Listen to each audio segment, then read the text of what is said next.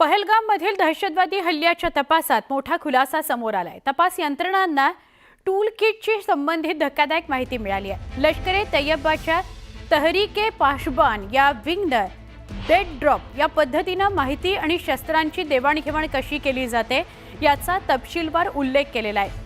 ही पद्धत म्हणजे दोन दहशतवादी एकमेकांना न ओळखता संदेश आणि शस्त्र पोहोचवत असतात।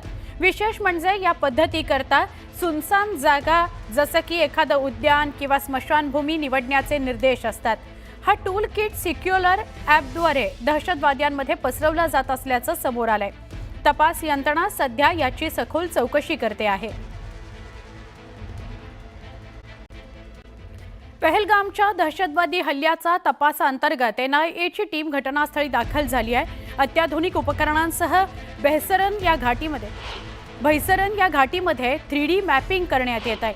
संशयितांच्या जबाबावर आधारित हे मॅपिंग आहे। दहशतवाद्यांची एंट्री कुठून झाली, एक्झिट पॉइंट काय होता हे ओळखण्यास मदत होणार आहे। सध्या 100हून अधिक लोकांचे जबाब NIAनं नोंदवलेले आहेत।